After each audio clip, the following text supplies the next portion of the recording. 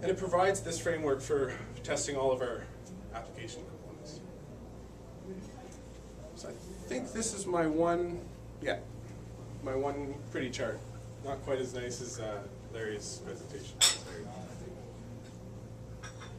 But when you think of any application as a combination of very few components, if you take these and assemble them together, it actually should, in my opinion, this is one of out of our marketing deck, it should probably be in the reverse, where we have a few components that can form many functional tests from that. But the concept's the same.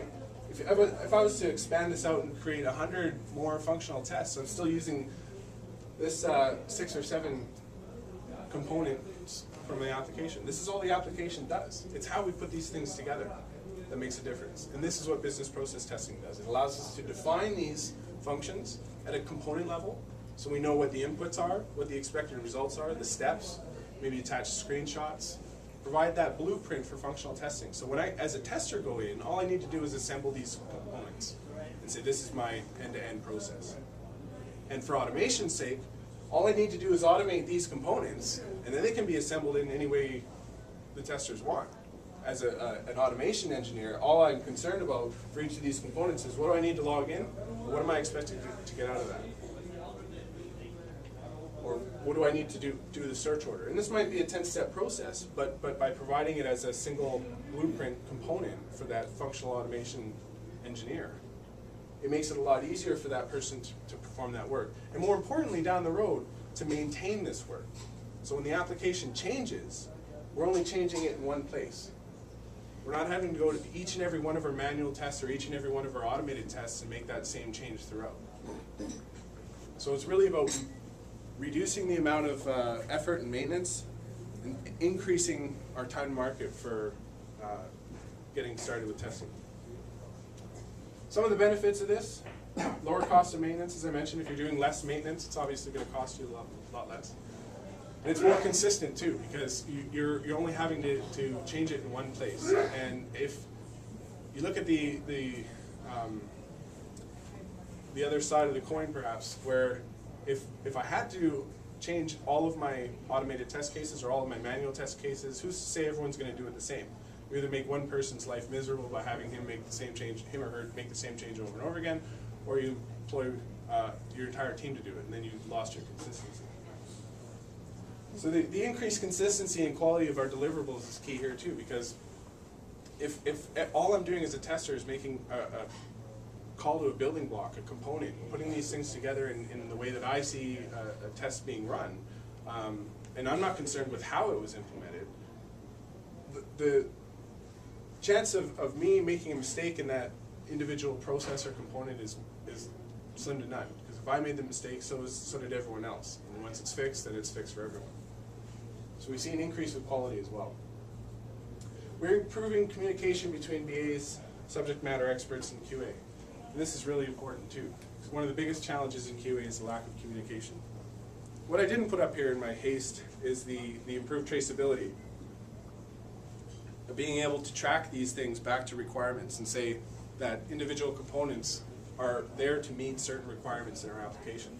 It's key in every concept that we have in HP's application lifecycle management, that traceability from what the business wants to what they're getting.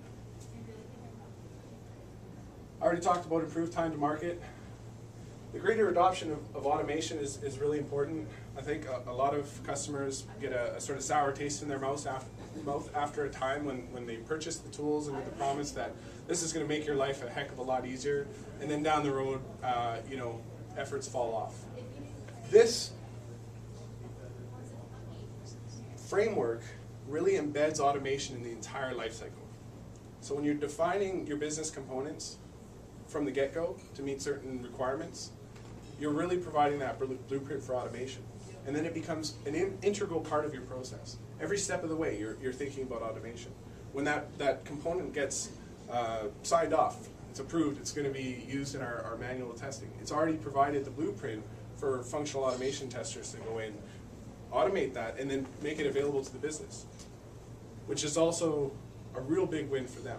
When we go to actually test from the business perspective, and they're able to leverage the same automated assets that we have. and then there's the reuse. So by having the smallest number of reusable components possible in any application, you're really increasing the amount of reuse in those components. You're making testing happen earlier on in the life cycle, and you're making it available to more people.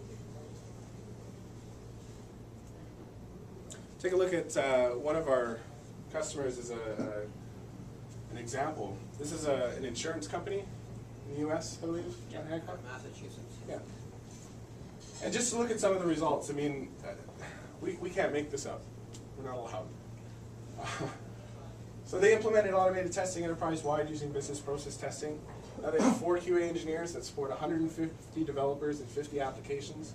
Online sales systems supported by 1 BPT user versus 8 manual testers.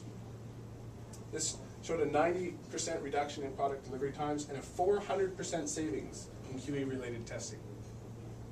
Staggering. Any questions?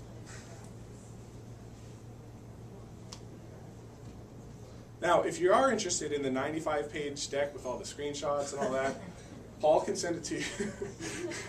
He's got all those decks, and then if you're interested, we can have a discussion, either now or at some other meeting. We have a question over there, Shane. Sure. So is this a set of processes, automated processes? Business process testing is an add-on for Quality Center. Or is it software? It's a good question. Sorry if I glazed over that a bit. Business process testing is part of Quality Center. So Quality Center, as you may know, is our centralized repository for all requirements, testing, defect management. So it's really the hub of our application lifecycle management story. So yeah, I probably should mention that. It's not a whole new piece of software that gets thrown on top of it. It's just a license increment over your existing users, and it's actually really inexpensive. It's one of our best kept secrets. It's literally a few $100s to get. If you're familiar with the setup of Quality Center, it's got the tabs along the front.